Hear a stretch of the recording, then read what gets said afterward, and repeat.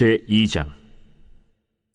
수일 후에 예수께서 다시 가버나움에 들어가시니 집에 계시다는 소문이 들린지라 많은 사람이 모여서 문 앞까지도 들어설 자리가 없게 되었는데, 예수께서 그들에게 도를 말씀하시더니 사람들이 한 중풍병자를 4사람에게 메워가지고 예수께로 올세, 무리들 때문에 예수께 데려갈 수 없으므로 그 계신 곳의 지붕을 뜯어 구멍을 내고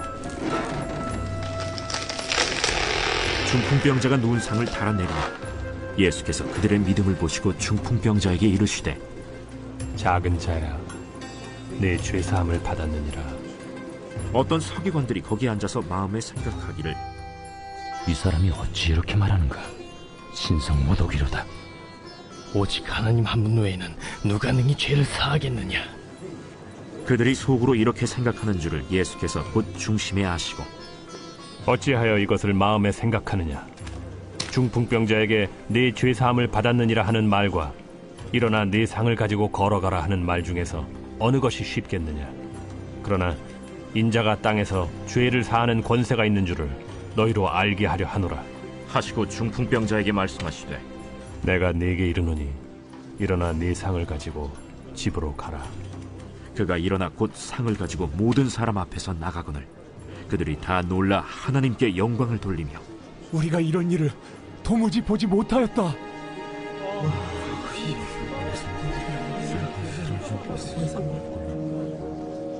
예수께서 다시 바닷가에 나가심에 큰 무리가 나왔거늘 예수께서 그들을 가르치시니라. 또 지나가시다가 알페오의 아들 레위가 세관에 앉아있는 것을 보시고 나를 따르라 하시니 일어나 따르니라.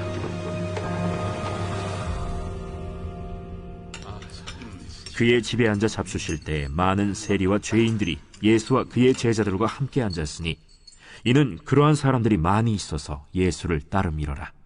바리새인의 서기관들이 예수께서 죄인 및 세리들과 함께 잡수시는 것을 보고 그의 제자들에게, 어찌하여 세리 및 죄인들과 함께 먹는가? 예수께서 들으시고 그들에게 이르시되, 건강한 자에게는 의사가 쓸데없고 병든 자에게라야 쓸데있느니라. 나는 의인을 부르러 온 것이 아니요 죄인을 부르러 왔노라. 요한의 제자들과 바리새인들이 금식하고 있는지라 사람들이 예수께 와서 말하되, 요한의 제자들과 바리새인의 제자들은 금식하는데 어찌하여 당신의 제자들은 금식하지 아니하나이까? 혼인집 손님들이 신랑과 함께 있을 때 금식할 수 있느냐? 신랑과 함께 있을 동안에는 금식할 수 없느니라. 그러나 신랑을 빼앗길 날이 이르리니 그날에는 금식할 것이니라. 생배 조각을 낡은 옷에 붙이는 자가 없나니 만일 그렇게 하면 기운 새 것이 낡은 그것을 당기어 헤어짐이 더하게 되느니라. 새 포도주를 낡은 가죽 부대에 넣는 자가 없나니 만일 그렇게 하면 새 포도주가 부대를 터뜨려 포도주와 부대를 버리게 되리라. 오직 새 포도주는 새 부대에 넣느니라. 안식일에 예수께서 밀밭 사이로 지나가실새 그의 제자들이 길을 열며 이삭을 자르니 바리새인들이 예수께 말하되, 보시오, 저들이 어찌하여 안식일에 하지 못할 일을 하나이까? 다윗이 자기와 및 함께한 자들이 먹을 것이 없어 시장할 때 한 일을 읽지 못하였느냐? 그가 아비아달 대제사장 때 하나님의 전에 들어가서 제사장 외에는 먹어서는 안 되는 진설병을 먹고 함께한 자들에게도 주지 아니하였느냐? 안식일이 사람을 위하여 있는 것이요 사람이 안식일을 위하여 있는 것이 아니니 이러므로 인자는 안식일에도 주인이니라.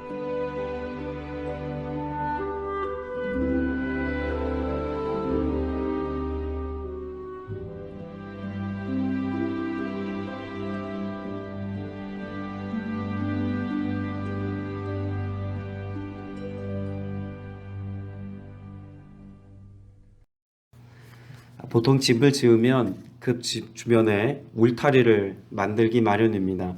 울타리를 만드는 것은 자신의 영역을 명확하게 구분지어서 이것이 내 것임을 명확하게 하기 위한 목적을 갖고 있다고 합니다. 그러니까 울타리는 결국 우리의 연약함이나 혹은 내 것을 보호하기 위한 하나의 장벽이라고도 말할 수가 있겠죠. 사람에는 그렇게 눈에 보이는 울타리도 있지만 또 보이지 않는 장벽도 있습니다. 우리 마음에 장벽을 만들어 두고 이 경계를 넘어오지 못하도록 그렇게 끊임없이 우리들의 마음을 감추고 또 보이지 않으려고 하는 경우도 있죠. 이 역시 무엇을 위한 것입니까? 내 마음속에 있는 그 연약함이 드러나지 않도록 하기 위해서, 그래서 스스로를 지켜야 된다는 그런 마음의 태도 때문에 우리는 마음의 장벽을 쌓고 살기도 합니다. 그런데 우리가 하나님의 말씀에 비추어서 이 장벽이나 울타리를 잘 생각해 보면 이 모든 것이 다 죄의 문제와 연관이 있다는 것을 우리는 어렵지 않게 이해할 수 있습니다. 결국 욕심껏 내 것을 쌓아 올리고 그것을 지켜내기 위하여 울타리를 쳐놓은 것도, 또 우리 마음속에 있는 그 연약함의 문제가 들통나지 않도록 마음의 경계를 세우고 우리의 마음 가운데 사람들을 받아들이지 않는 것도 결국 내 안에 있는 욕심의 문제든 또 죄의 연약함이 드러나는 것이든 그것을 통해서 스스로를 스스로가 지켜야 한다는 잘못된 생각을 가지고 산다는 것이죠. 애초에 인간은 어떤 상태로 지음을 받았습니까? 하나님이 정해 놓으신 하나님의 울타리 안에서, 하나님의 은혜의 보호막 안에서 살아가도록 지음을 받았습니다. 에덴이라는 하나님이 허락해 놓으신 동산의 모습이 그렇지 않습니까? 하나님의 보호와 하나님의 돌봄과 하나님의 베풀어 놓으신 것 안에서 자유롭게 살아가는 존재가 인간이었습니다. 그런데 죄로 인해서 경계가 생겼고, 죄로 인해서 인간은 더 이상 하나님 앞에 나아갈 수 없는 존재가 되었다는 것을 성경은 우리에게 분명히 말씀하죠. 그런 점에서 예수 그리스도의 오심은 무엇을 위함이라고 말할 수 있을까요? 죄의 문제를 해결하신다라고 하는 의미와 함께 경계를 허무신다라는 뜻을 함께 가지고 있을 것입니다. 인간의 삶 가운데 하나님 앞에 더 이상 나아갈 수 없는 존재로서의 경계가 있습니다. 죄로 인하여 막힌 담이라고도 흔히 표현하지 않습니까? 그 담을 허무시기 위해서 예수님이 오셨다는 것입니다. 하나님께서는 우리 인간의 삶 가운데 무엇 하기를 원하십니까? 늘 함께 하기를 원하십니다. 그런데 그 가로막혀 있는 하나님을 거절하고 거부하고 마음에 하나님 두기 싫어하는 그런 경계를 예수님께서 허물어 내심으로 인하여서 하나님께서 우리의 삶 가운데 영원토록 함께 하시고 동행해 주시는 은혜의 길을 열어놓으셨다고도 말씀하고 있습니다. 예수 그리스도를 통해서 경계가 허물어진 인생은 하나님과 함께 살고 하나님이 우리에게 공급해 주시는 은혜로 인하여 살아간다라고도 말할 수 있겠죠. 오늘 저와 여러분 모두가 하나님의 그 말씀의 반석 위에 서서 죄의 문제를 해결하시고 또 하나님 앞에 얼마든지 나아갈 수 있도록 길이 되어주시고 길을 내신 예수 그리스도 안에서 하나님의 것으로 자유함과 기쁨을 풍성히 누릴 수 있는 여러분 되시기를 주님의 이름으로 축복합니다. 그런 예수님의 사역을 오늘 마가복음 2장에서는 여러 가지 모습으로 잘 표현하고 있다고 말할 수 있을 겁니다. 1절 말씀에 보면 며칠이 지나서 예수께서 가버나움에 들어가셨습니다. 그리고 예수님께서는 어디 계시다고 말씀하나요? 예수가 집에 계신다는 말이 퍼지니라고 말씀합니다. 톰 라이트라고 하는 목회자이자 신학자인 분은 마가복음을 주석하면서 이 집이 예수님의 집이다라고 설명을 합니다. 대부분의 경우 누구의 집인지 명확하게 알 수 없다고 이해하지만, 그러나 예수님의 집, 예수님이 나사렛에서 그 거처를 가버나움으로 옮겼다는 인식을 가지고 본다면, 예수님의 주 사역의 무대가 가버나움이었다는 것도 생각해 본다면 그런 해석도 무리는 아닐 겁니다. 그러면 이 집이 예수님의 집이라고 한다면 지금 한 중풍병자를 달아내리기 위하여서 집이 뜯겨나간 사건은 그냥 누군가의 집에 지붕이 뜯겼다라고 하는 의미로만 볼 수는 없을 겁니다. 예수님께서 자신의 집에서 말씀을 가르치고 있습니다. 많은 사람들이 모여들어서 주님으로부터 말씀을 듣고 있습니다. 그런데 갑자기 지붕이 뜯겨나갑니다. 예수님의 집이 허물어지고 있는 거죠. 그걸 보시고도 예수님은 그 어떤 말씀도 하지 않습니다. 자신의 집의 지붕이 뜯겨나갔다면 뭐라고 나무라거나 책망할 만도 한데 그 어떤 말씀도 하고 있지 않습니다. 도리어 예수님께서는 그 지붕을 걷어내고 구멍을 뚫어서 한 중풍병자가 내려오는 그 모습을 가만히 지켜보시다가 그의 믿음을 보시고 내 죄가 용서받았다라고 말씀합니다. 오히려 예수님께서는 무엇에 관하여 말씀합니까? 용서에 관하여 말씀하고 있습니다. 책망받아야 할 그때에 예수님께서 용서에 관하여 말씀하고 있다는 것도 놀라운 사실이죠. 자, 그런데 우리가 주목해 볼 것은요, 성경에서 집이라고 하는 것은 흔히 무엇과 연관이 있는 것으로 자주 해석이 될까요?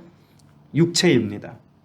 특별히 예수님께서 십자가에서 자신의 몸이 찢겨 죽임당하신 이 사건을 두고 육신의 장막을 스스로 허무신 사건이라고도 사도 바울은 설명하고 있습니다. 그러면 지붕이 뜯겨나가고 구멍이 뚫려서 허물어지고 그리고 그 가운데로 사람이 내리워져서 그 중풍병자가 고침받고 회복되어지는 사건은 예수 그리스도께서 우리를 위하여 자신의 육체를 내어주신 십자가 사건과 연관이 있습니다. 그리고 예수 그리스도께서 우리를 위하여 죽으심으로 인하여서 우리의 삶 가운데 무엇이 임하였습니까? 죄사함의 은혜로 인한 용서가 주어졌다는 것도 오늘 본문 말씀을 통해서 우리가 연관하여 생각해 볼 수 있습니다. 그리고 그 죄의 용서는 단지 우리가 죄사함의 은혜로만 끝난 것이 아니라 무엇도 함께 누리게 되었다고 말합니까? 이 중풍병자의 믿음을 보시고 죄의 문제가 해결되어서 더불어 그 육체도 고침받게 되어지는 회복의 역사로 이어졌다는 것도 말씀하고 있습니다.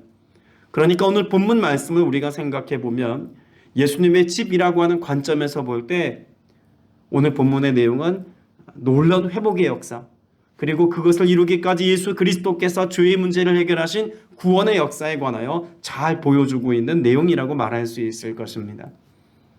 예수님께서는 오늘 우리의 삶 가운데 이와 같은 경계를 허물어 내시고 우리를 용납해 주셨습니다. 우리가 죄인 되었을 때 불러주셨고 자격 없는 우리를 하나님의 자녀로 받아들여 주셨고 하나님 나라에 어울리지 않았던 인생들이지만 예수 그리스도를 힘입어 예수 그리스도의 은혜 안에서 하나님 나라 거룩한 백성으로서의 삶을 살아갈 모든 것들을 하나님 편에서 우리에게 허용해 주셨고 용납해 주셨고 용서해 주셨으며 받아들여 주셨다라고 말씀하고 있는 것입니다. 오늘 본문에 등장하는 사람들을 보면 그렇게 용서받은 사람도 있지만 예수님 앞에서 끊임없이 경계를 세우고 담벼락을 쌓는 것처럼 예수님과 자신과의 거리를 정확하게 규명하기 위해서 애쓰는 사람들도 있습니다. 율법학자들이죠. 예수님께서 중풍병자를 향해서 내 죄가 용서받았다 라고 하는 말을 듣자마자 이 율법학자들이 마음 가운데 무엇을 생각합니까? 하나님을 모독하는구나. 하나님 한 분밖에는 누가 죄를 용서하겠는가? 라고 하는 것으로 예수님을 정죄하고 있습니다. 이들에게 중요한 것은 무엇입니까? 생명이 살아나는 것. 하나님 앞에 이들이 바로 서고 온전케 되어지는 것. 여기에 초점이 있는 것이 아니라 율법을 지키는 그 자체에 있습니다. 율법이라고 하는 그 경계를 세워놓은 것이 허물어져서는 안 된다라고 하는 원칙과 원리가 이들의 삶의 중심에 있어서 하나님이 세워놓으신 원칙을 하나님께서 허물어내시고 하나님의 기준과 하나님의 가치를 실현하고 계심에도 불구하고 이들은 자신들이 세워놓은 율법이라는 경계 때문에 예수님조차 하나님의 본체이신 예수님조차 알아보지 못하는 오류에 빠져 있는 것을 볼 수가 있죠. 스스로의 연약함을 율법이라고 하는 한계로 끊임없이 보호하며 살았던 이들은 하나님의 돌봄과 하나님의 보살핌보다는 스스로 자신을 지켜내려고 했던 그 율법의 가치를 더 귀한 것으로 여긴 나머지 지금 하나님의 돌봄을 은혜로 누리지 못하고 있는 형국이라는 것입니다.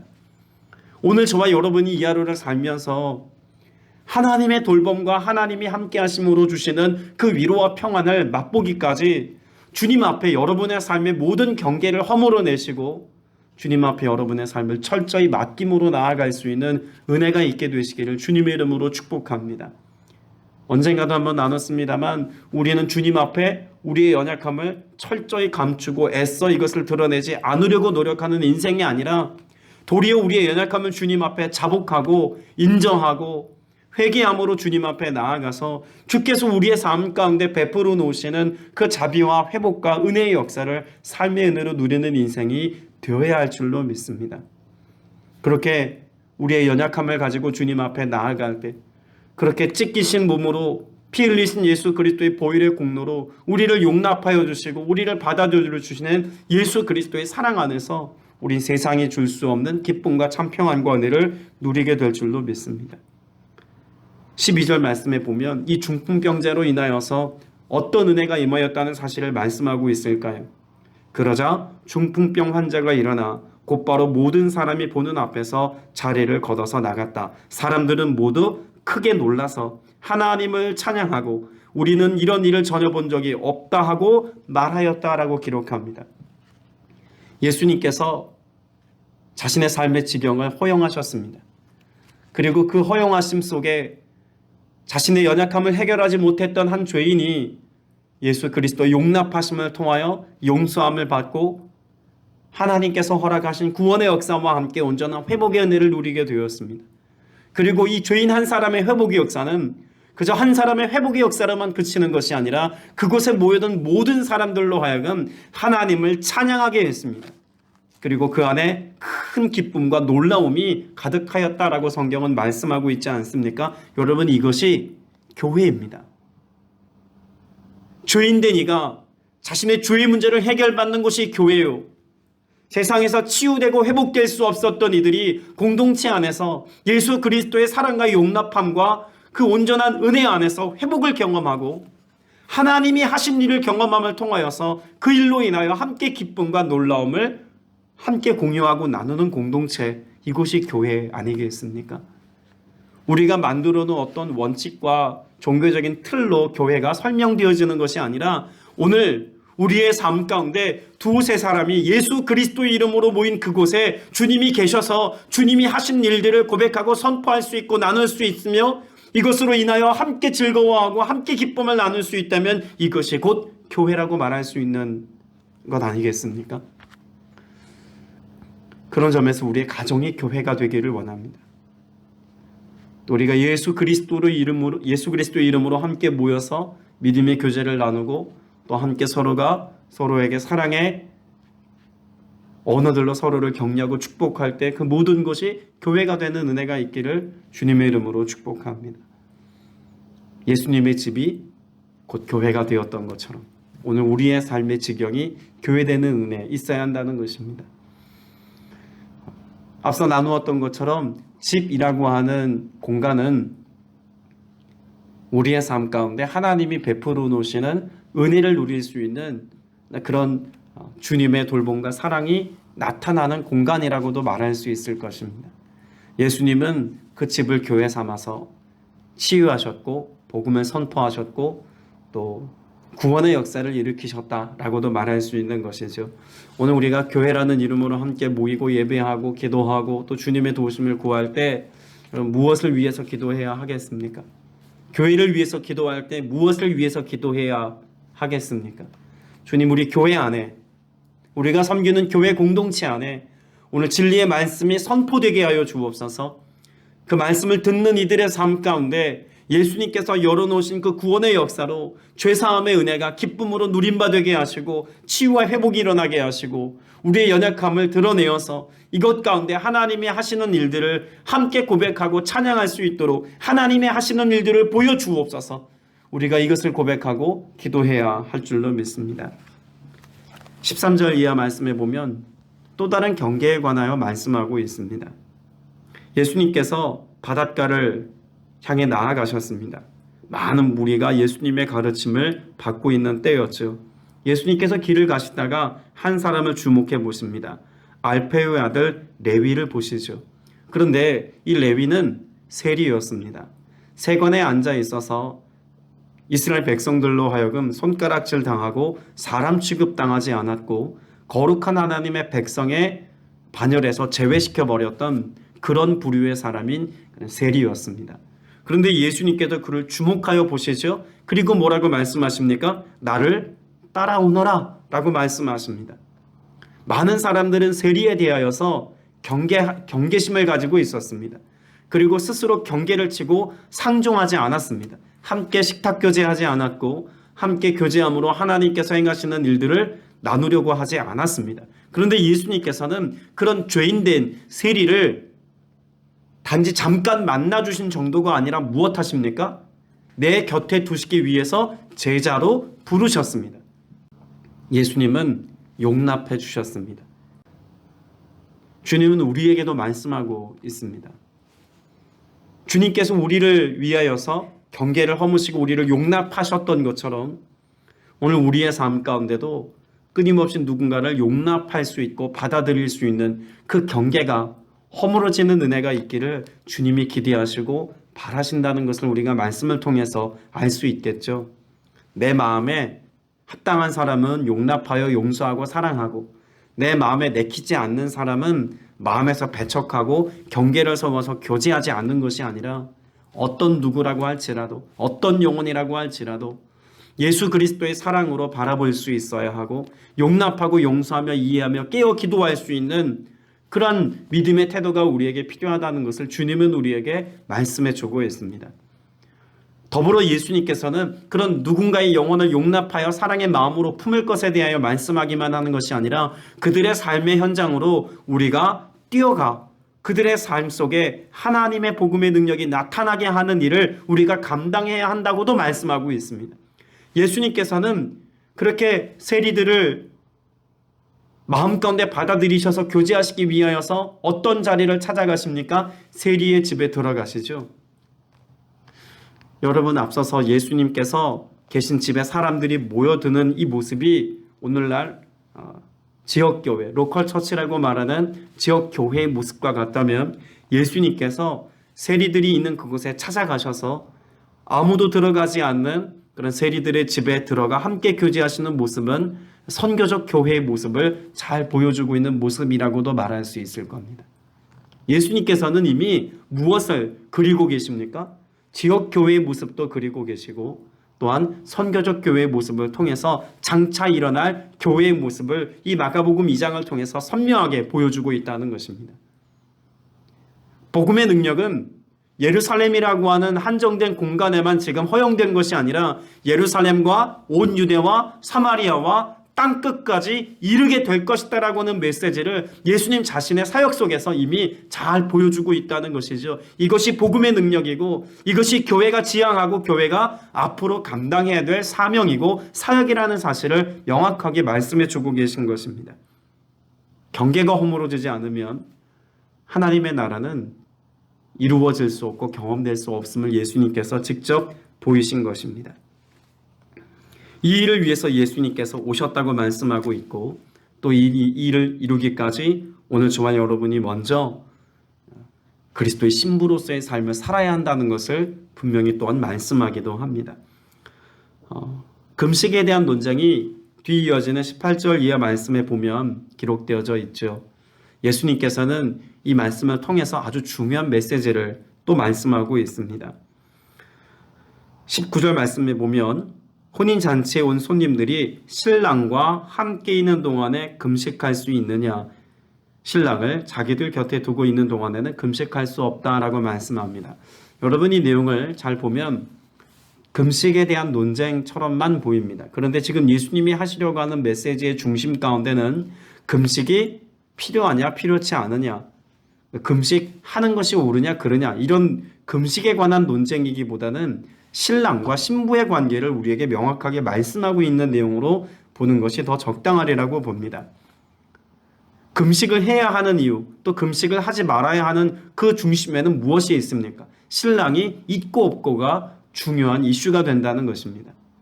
지금 예수님께서, 신랑 되신 예수님께서 우리와 함께 계시다는 사실을 말씀하고 있죠.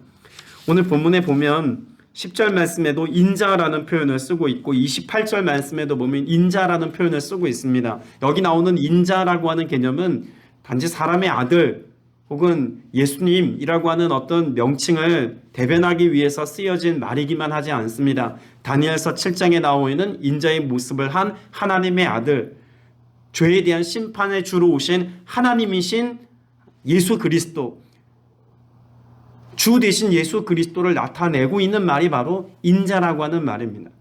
근데 그 하나님이신 예수 그리스도께서 우리의 삶 가운데 찾아오셨다는 것이죠.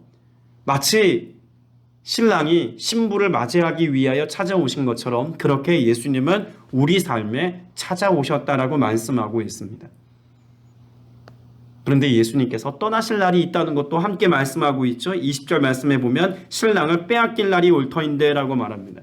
여기 의미는 신랑을 빼앗긴다는 것이 부정적인 의미로 이렇게 누군가에 의해서 갈취당하고 빼앗긴다는 의미처럼 보입니다만, 실제 유대 사회의 혼례의 통념을 알고 있는 사람들은 그런 개념이 아니라 이 신랑을 데리고 온 아버지가 신랑을 다시 데리고 간다는 개념으로 이해했습니다. 그 신랑과 신부가 결혼을 약속하기 위해서 신랑 아버지는 신랑을 데리고 신부의 집을 찾아가죠.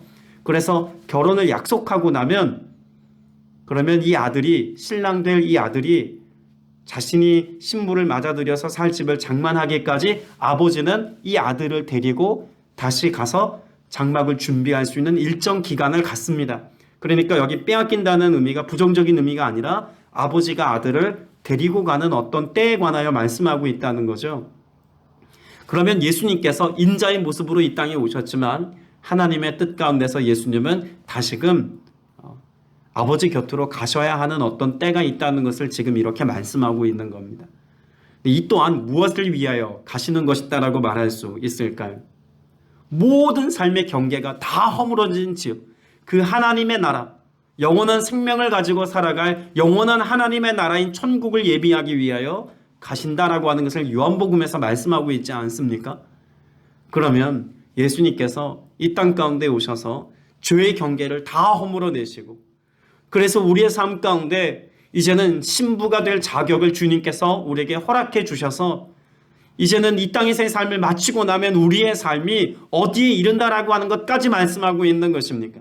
죄의 경계가 없는 그곳, 늘 하나님 앞에 서서 예배자로 살아갈 수 있으며 하나님의 보호하심과 돌봄과 은혜 속에 살아가는 영생을 가진 하나님의 거룩한 백성들의 영혼을 쳐서 신랑과 신부가 함께 영혼의 삶을 살아갈 그 하나님의 나라가 예비되어져 있다는 복음의 메시지를 분명히 우리에게 보여주고 있는 것이 오늘 이 본문의 내용이라는 것입니다.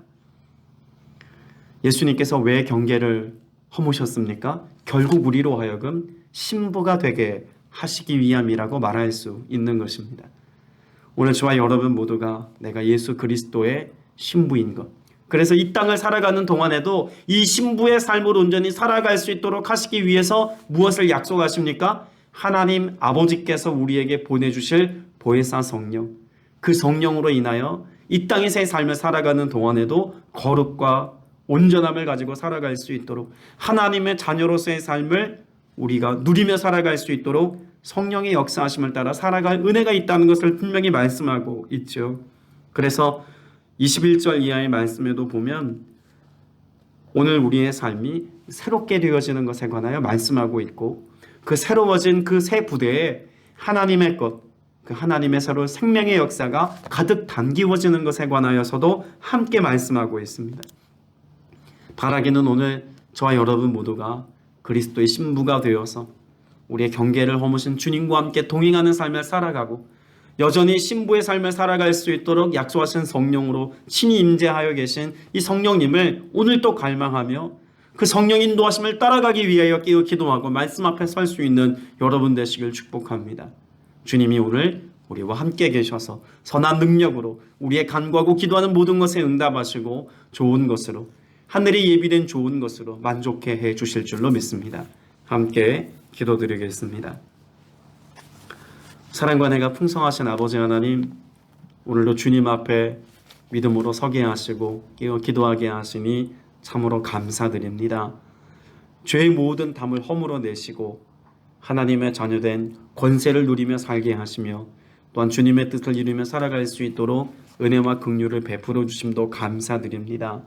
진리의 성령님 오셔서 친히 선한 능력으로 역사하실 때 예비하신 주님의 은혜 안에 세상이 우리에게 줄 수 없는 참 만족과 기쁨을 누리며 살아가는 모두가 되게 하여 주시옵시며, 영광이 주로 인하여서 오늘 이 하루를 살아가는 동안 하나님의 선한 역사하심을, 그리스도의 신부의 모습을 가지고 살아가는 거룩의 능력을 온전히 경험하며 살아가는 모두가 되게 하여 주시옵소서. 오늘도 간구하는 모든 기도의 제목 들어 응답하여 주옵시되 모든 의감의 권세들을 다 멸하여 주시옵시고 성령의 충만함으로 기름 부어 주시어서 이 땅 가운데서 하나님의 나라를 경험하며 살아가는 은혜가 있게 하여 주옵소서. 우리의 간구에 응답해 주신 감사드리옵고 살아계신 우리 구주 예수 그리스도 이름으로 간절히 기도드렸사옵나이다. 아멘.